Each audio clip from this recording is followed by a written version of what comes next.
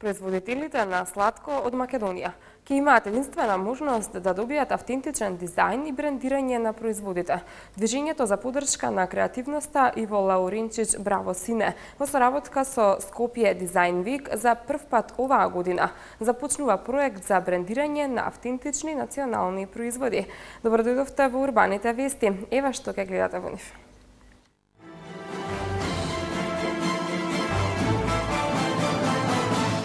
Од 20 до 31 јули и од 20 до 31 август Топол културен бран по седми пат. Избрано идејно решение за реизградба на култната кафеја на Езерце. Нестабилното време продолжува и во следните неколку дена. Истекува можноста за бесплатно легализирање на диви приклучоци за вода. Започнува четвртата ликовна колонија Љубенци 2014.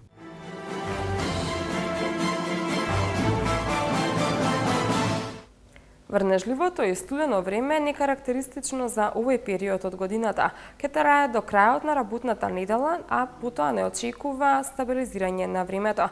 Стабилизирање на времето се очекува во текот на следната недела, каде се очекува стабилно и сончево време.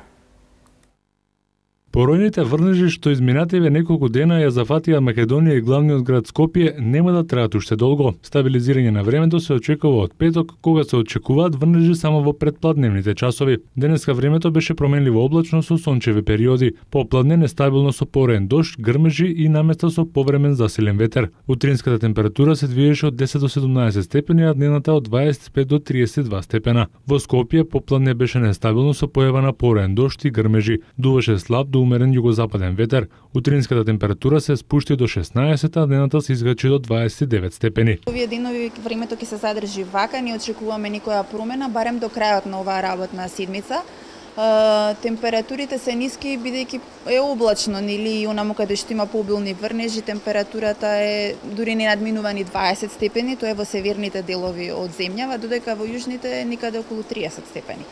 Значи нестабилно со поројни врнежи од дожд, со грмежи, заселување на ветерот, очекуваме да биде во поголем дел од земјава до четврток. Значи денес еве обилни врнежи од дожд во северните делови, а поинтензивни процеси попладнево се очекуваат и во источните делови од земјата, каде сега има и сонце.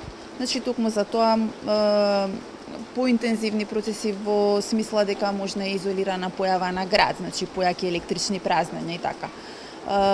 Утре и задутре во поголем дел од земјата ќе биде нестабилно и понатаму, значи со пообилни врнежи од дожд, со грмежи, температурата без поголеми промени. Периодот на нестабилно време ќе продолжи се до крајот на работната недела. Нестабилно со локална појава на пореен дожд и грмежи и заселен ветер ќе биде претежно во попладневните часови. Веќе во петок и во сабота имаме локализирање на врнежите, значи повеќе ќе бидат застапени во западните делови, во попладневните часови. И во сабота уште помалку ќе ги има, меѓутоа ќе ги има во западните делови, а целосна стабилизација на времето со поразначителен на температурата на воздухот и во текот на целата наредна работна седмица ќе биде претежно сончево и топло. За следниот викенд се очекува времето да биде претежно сончево, стабилно и потопло.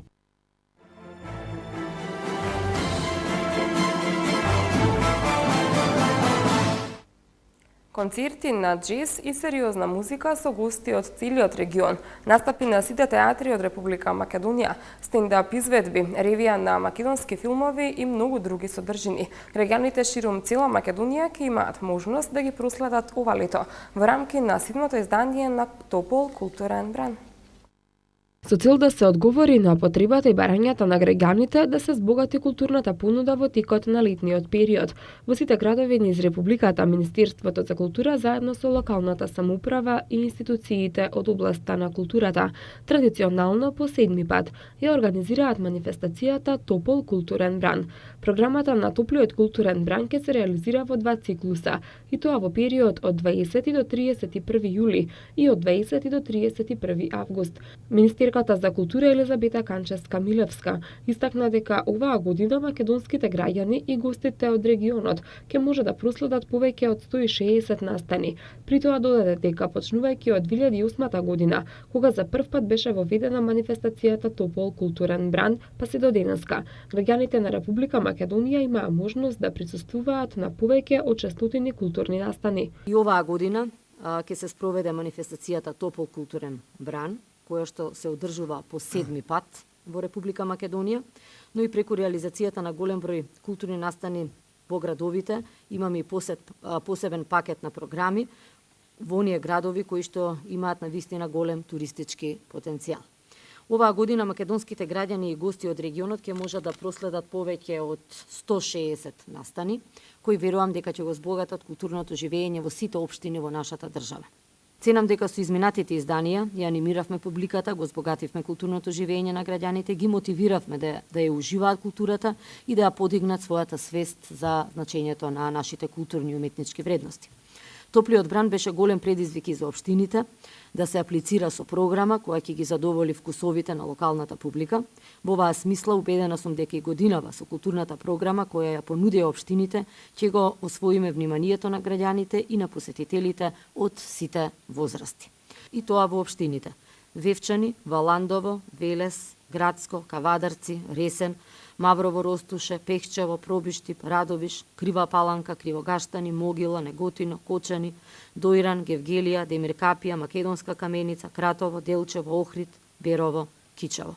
Од мноштвото случувања кои се дел од програмата на Топлиот културен бран, би сакала да издвојам некои. Тука ќе ги спомнам концертите на групата Синтезис, Монистра, Љубојна, Чалгија Саунд Систем, концерти на джез и сериозна музика со гости од целиот регион, настапи на сите театри од Република Македонија, стендап изведби на актерите Сашко Коце, Весна Петрушевска, Маријан Ѓоргиевски, ревија на македонски филмови и многу други содржини. Градоначалниците на Берово, Ресен, Крушево, Дојран и Велес се согласија дека културните настани во текот на летниот период ќе придонесат за збогатување на туристичката понуда.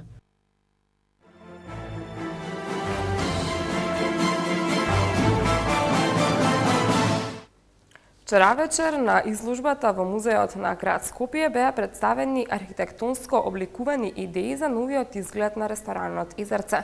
Првата награда ја доби решението под шифра Мезе на авторите Филип Кунески, Борко Георгиев и Иво Георгиев.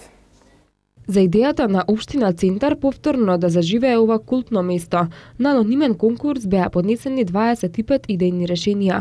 Конкурсните решенија понудија поинакви размислувања и предлози од досегашниот изглед на Изерце. Бројката од 25 архитектонски решенија го урна рекордот на заинтересираност кај архитектите. Најголемиот број пријавени се млади луѓе, кои понудија смели идеи. Се покажа жилбата за нешто ново, но и за задржување на автентичниот изглед. Приказната на Изерце сега почнува, заедно со дискусијата како ќе изгледа новиот објект на ресторанот Изерце, рече градоначалникот на Општина Центар Андреј Жерновски. Поред жирито, најиздржано е решението под шифра Мезе на авторите Филип Кунески, Борко Георгиев и Иво Георгиев. Првонаграденото идејно решение Мезе го обликува ресторанот во вид на школка. Конечно имаме достоинствена изложба и каталог за паметење на сите пристигнати трудови, рече Филип Кунески во име на првонаградените. Од утре до 20 јуни ќе се одржува четвртата ликовна колонија Љубанци 2014. За една недела, колку што ќе работи колонијата, ќе бидат создадени околу 30 уметнички слики, главно со мотиви од старата архитектура на Љубанци и убавината на Скопска Црна Гора. Околу 20 уметници од Македонија и од странство ќе учествуваат на четвртата ликовна колонија Љубанци 2014 во општина Бутал. Од Македонија ќе учествуваат ликовните уметници Данчо Ордев, Илија Богоевски, Драги Најденовски, Владимир Лазовски, Билјана Цветковска, Джејан Реджепи, Орце Гогов и други. Прв пат ќе учествуваат и авторите од Србија и од Бугарија, Владан Ранџеловиќ и Сава Сабов. За една недела, колку што ќе работи колонијата, ќе бидат создадени околу 30 уметнички слики, главно со мотиви од старата архитектура на Љубанци и убавините на Скопска Црна Гора. И годинава, неколку уметници ќе работат скулптури во дрво. Утре, на 18 јуни, ќе се одржи детскиот ликовен ден, кога 20 најталентирани ученици од основните училишта во општина Бутал ќе се дружат и ќе творат заедно со познатите творци и ликовни педагози. Организатори се општина Бутел и Издруженијето на ликовни педагози на град Скопје. Средствата се обезбедени од буџетот на општина Бутел. Ликовната колонија Љубанци 2014 ќе трае до 20 јуни. На крајот на јуни истекува можноста за отплата на заостанатите долгови за потрошена вода без камати и бесплатно легализирање на дивите приклучоци за вода.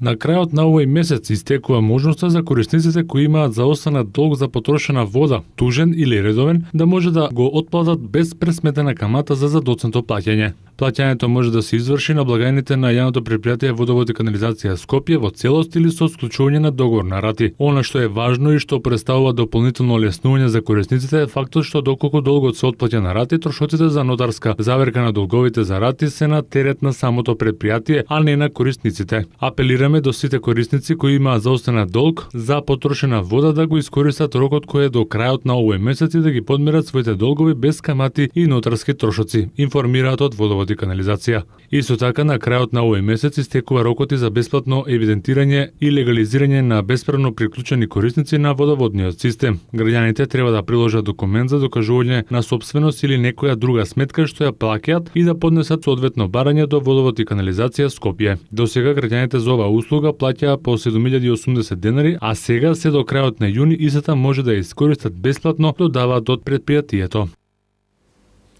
Германија обидливо започна со победа над Португалија од 4:0. Капитенот на Барселона Чави го напушта каталунскиот клуб. За овие останатите вести од спортот по рекламите.